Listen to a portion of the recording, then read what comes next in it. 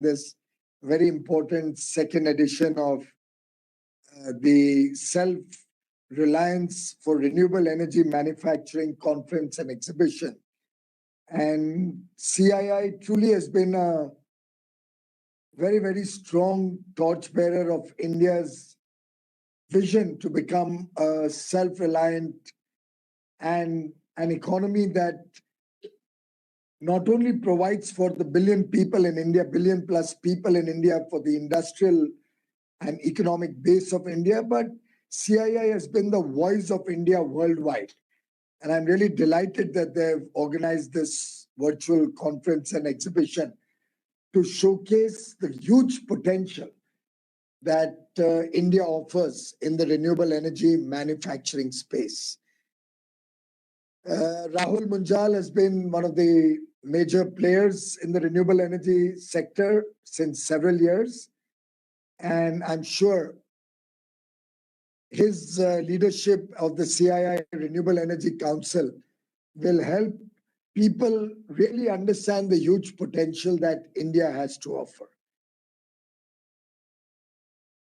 Almost everyone present in this conference are important partners in the renewable energy space, and at some point or the other, I've interacted with them.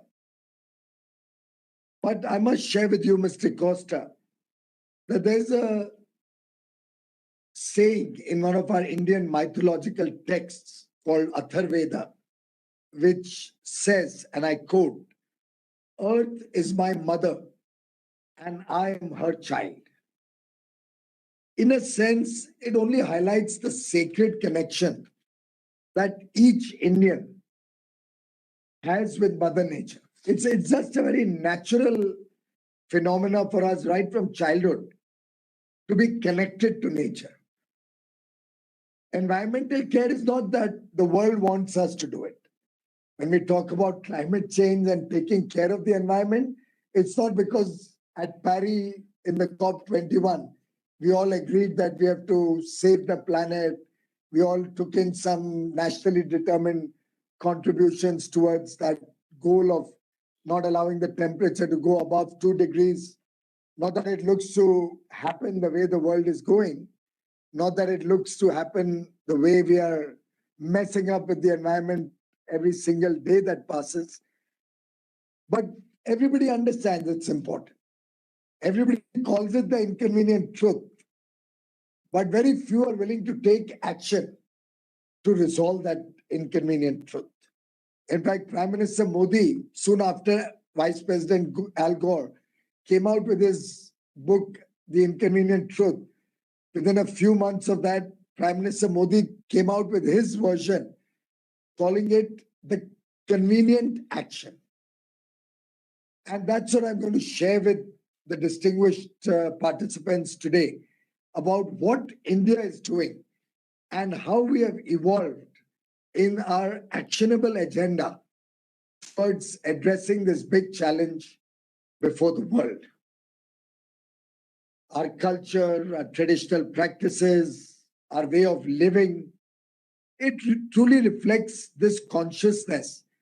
And I remember on an earlier CII occasion mentioning that an Indian child, when he's young, even when he walks out of his room, and if he doesn't switch off the light and the fan, forget air conditioners, that's a luxury still not available with every home. But even if you don't switch off a thing like a light or a fan, which barely consumes any electricity, you can surely get a spanking from your mother for your carelessness. And as Prime Minister Modi also says, for us, protecting the environment is an article of faith. It's something that we are absolutely committed to, and therefore, waste is completely unacceptable to a typical Indian or an Indian family. Recycling, reuse, ensuring that minimum amount of wastage is there in our food, in our consumption of any product, is like a given. I know families, I know communities where in your dining table, on the dining plate, you're not allowed to leave a morsel also. Take only as much as you can eat. But what you've taken, you better eat. So that if you have overeaten, the next time you'll take less. And in that context, if we see our Indian landscape, we've been blessed by nature also. We have huge amount of water in terms of our rivers. We have sun round the year. We have very good wind velocities in different parts of the country. And we have young entrepreneurs, our startups, who are willing to engage with environment protection and sustainability.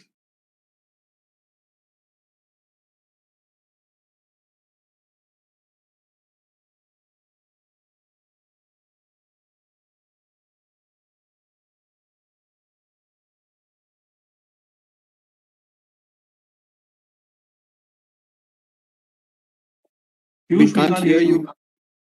Something has happened. We can't hear you. India was amongst the first few countries to set up hydropower generation plants.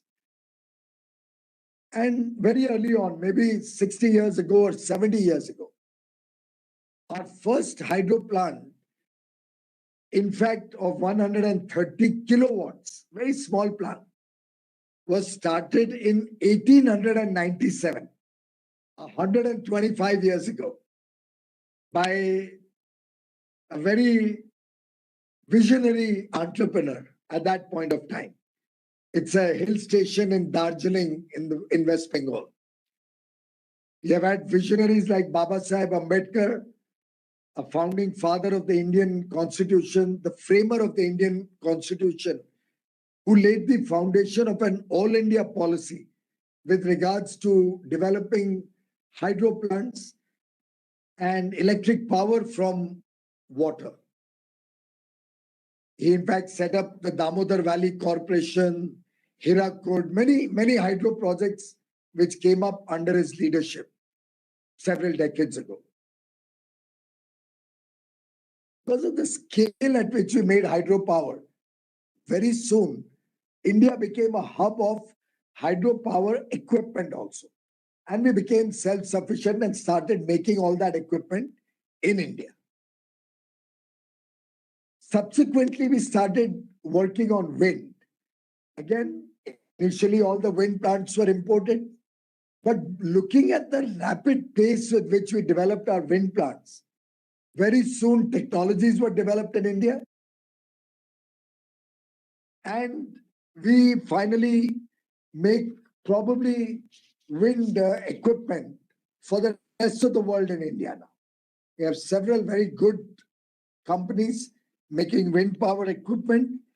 And today we are self-sufficient in equipment which makes wind power.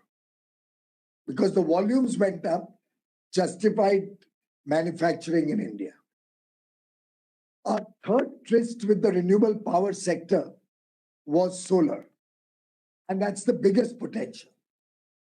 In solar, I remember the government before Prime Minister Modi had set up a target to make 20 gigawatt of solar power by 2022.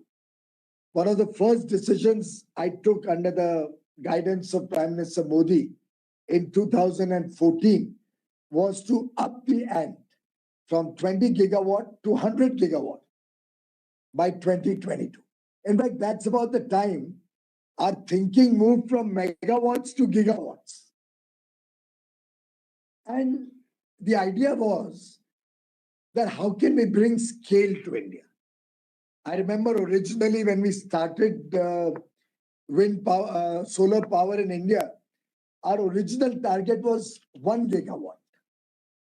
And most of it was located in Gujarat, the state from where Mr. Modi comes. He was the chief minister of that state at that point of time.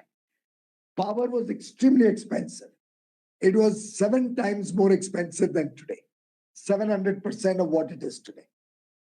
But Mr. Modi, being a visionary, decided to start setting up solar plants at that high cost, which is not a very popular decision politically.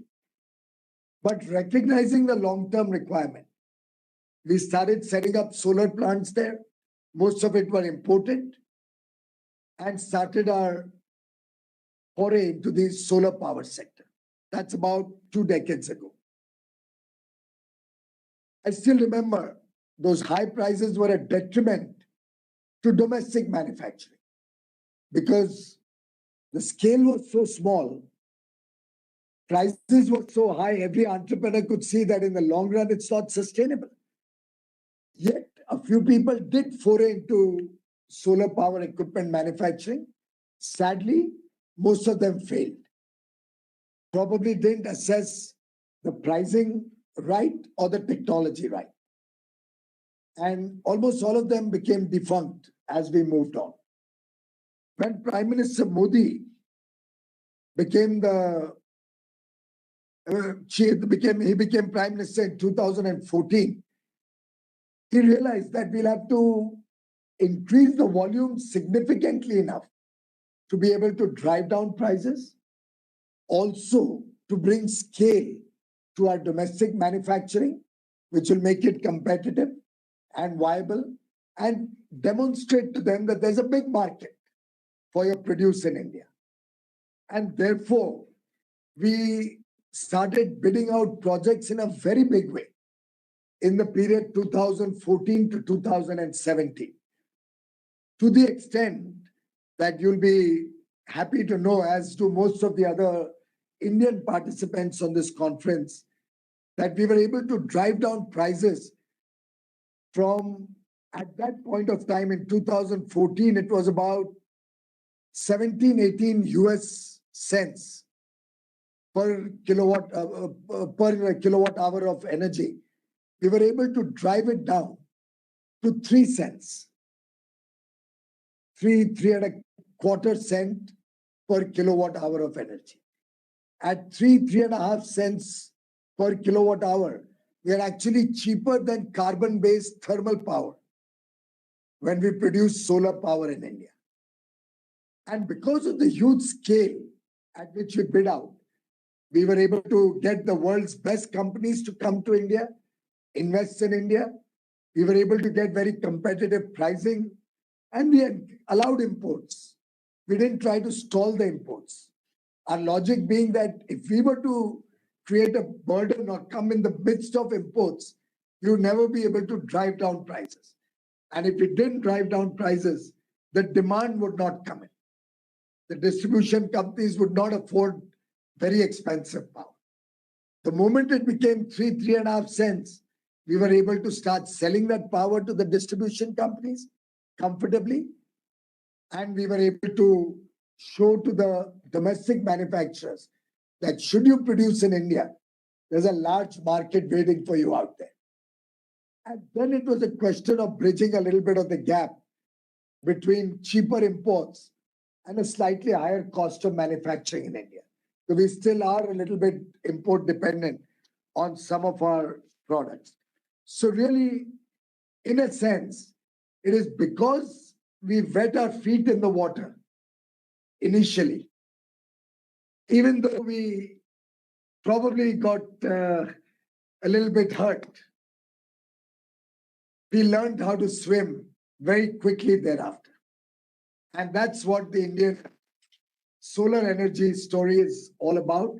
So in sequence, hydro, wind, solar, we've seen 3 success stories, which empowers us to now up the ante further, so that from an overall renewable energy target of 175 gigawatt by 2022, India is now looking at 450 gigawatt by 2030.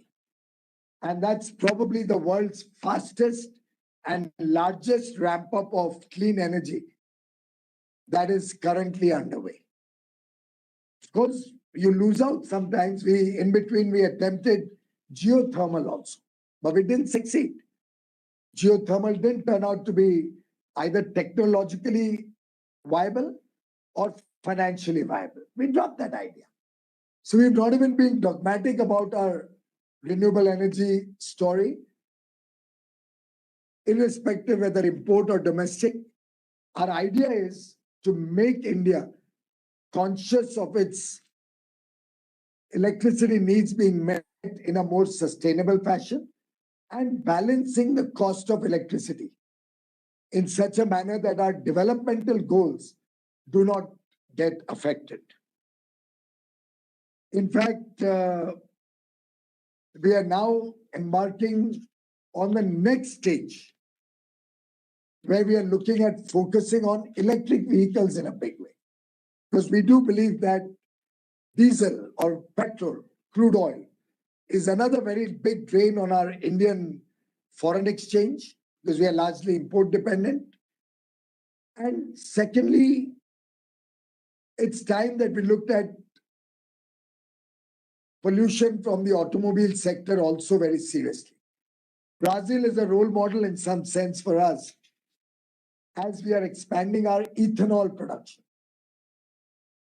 When in 14 we came into government, India was at about 1% ethanol in our petrol. The blending was 1%. This year, we will be 8.5% of our petrol need will be blended with ethanol. Our original target was to be 20% by 2030. We first moved it to 20% by 2025. And I'm happy to share with this August audience that we are now looking at 20% ethanol blending in the next 2 years, 2 to 2.5 years. By 23-24, India is going to be 20% blending ethanol in our petrol products. And of course, our ultimate target is to have also vehicles which can take up to 100% ethanol, some of which I saw when I came to your beautiful country for the BRICS conference. And I actually walked up to a gas station in Brasilia to look at all the various pumps offering different ethanol blended fuels and get a sense of what's happening over there. So really, electric vehicles, another major step forward.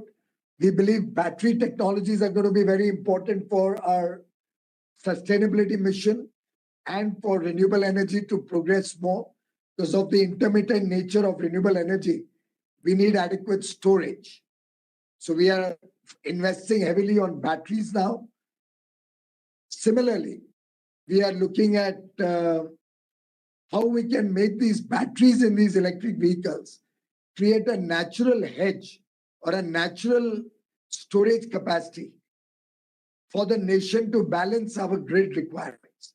So we'll encourage automobile users of electric cars to recharge their batteries using renewable energy or solar energy in the day hours, and for which we are looking at a big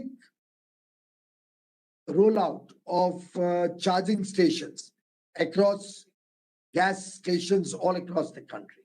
So all our petrol pumps gradually will start having fast chargers and chargers installed, because that's going to be the enabler for a rapid rollout of electric vehicles. I'm also very happy to share with you that we are already looking into the future and have started engaging with hydrogen technologies. We now have a hydrogen mission.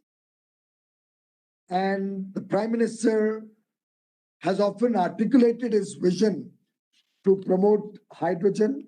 We are looking at research and development on it. And we have already announced a comprehensive national hydrogen energy mission, which is going to work on generating hydrogen from green power sources. In the recent budget, the Honorable Finance Minister announced the launch of this hydrogen energy mission, and we do hope to see significant progress towards that end. Incidentally, we also have another success story around our LED lighting. India is the world's LED lighting capital. We are probably the largest consumers of LED bulbs or tube lights. You go to any store in India, you'll find it difficult to get an incandescent bulb anymore. It would probably sell as an antique piece at 10 times the price of an LED bulb. But the LED mission was another success story led by Prime Minister Modi, where we were able to bring scale. Initially, if required, we even imported LED bulbs to scale, rapidly rolled it out all over the country. We are probably today, in the last, if you see 6 years, we must have consumed close to 1.5 or 2 billion LED lighting equipment. Our prices are down from 2014 to 2017, 3 years, by about 85%. The price of LED fell, and having a long life and large amount of illumination. Today, everybody in the country, offices, homes, factories, everybody uses LED lighting. And that has saved the country billions of dollars in electricity bills that consumers have saved. And as a nation, we brought down our carbon emissions by over 120 million tons every year, just through one program to change over from incandescent bulbs to LED bulbs. And they're now largely manufactured in India. They're, of course, coming out with another program to incentivize those who make components for LED bulbs, which are being assembled in India, so that we can become more and more self-reliant on that score. So all in all, I just thought I'll share with this distinguished audience India's twist with the clean energy sector, starting with scale, starting with self-reliance, starting with a huge manufacturing ecosystem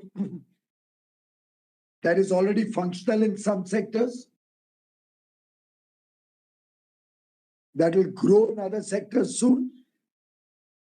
And we have full confidence that this is one area where India will play a leadership role in the years to come. As it is often said, we are the first generation to feel the impact of climate change. But we are the last generation who has an opportunity to do something about it. So it's something that we are all equally responsible for. And I'd like to invite all the participants of this very important conference to engage even more actively in this fast-growing, important sector. I wish all of you success in your manufacturing plans. Always happy to help in any way we can to support your efforts. We are going through tough times, but the best always comes out when we are faced with adversity. So let not COVID or the COVID pandemic deter us from the economic objectives and the very, very big imperative of sustainability that the world is confronted with. Let's work together as a team, working shoulder to shoulder to resolve this big crisis that faces the world. My best wishes to this conference and exhibition. I believe you have concluded today after a very successful 2-day engagement. I'm sure you'll come up with a paper which will enlighten us more about your deliberations of the 2 days. And I'm sure you'll continue with your own efforts to bring about the manufacturing revolution in India in the renewable energy space. God bless all of you. My best wishes for your good health and safety. Thank you. Dear Minister Goyal, always a pleasure to listen to you. The depth and breadth of your knowledge, coupled with your oration skills, how simply and chronologically you've explained the transition of India energy sector starting from 1800s, from 20 gigawatts, 20 gigawatt plan to 175 gigawatt plan, to now a 400 gigawatt plan, is all due to you and to our Honorable Prime Minister. Your vision, his vision, and we're now making it happen. And now you have showed us a new vision for Atmanirbhar. So not only will we have 450 gigawatts of renewable energy, we'll also manufacture a large part of it in India. Then the vision on ethanol, then electric vehicles and hydrogen. I thank you from leading from the front. I thank you for your contribution to this meeting, for your contribution to the RE sector, and most importantly, for your contribution to the progress of the country. Many years from now, when climate change will be behind us, and at some point it will be, and I'm a climate optimist, I think your name will be written in broad, big letters, and India will have a lot to thank you for. Dear Ms. Costa, thank you for giving us insights into the Brazil energy sector, ethanol, biodiesel, hydropower, hydrogen, solar. These are very wide canvas of collaboration between our two beautiful nations. I am sure this is only a beginning of a beautiful and a mutually beneficial relationship. And I'm sure we will go a long way in our relationship. And with that, I'd like to thank everybody for coming here. I'd like to thank the participants. I'd like to thank CB. And I hope, as the minister said, climate change, we are the last, and whatever we do must be done in this decade itself. So the solutions have to be here and now, and they have to be implemented before, I guess, the turn of the century. Thank you so much. Thank you, Mr.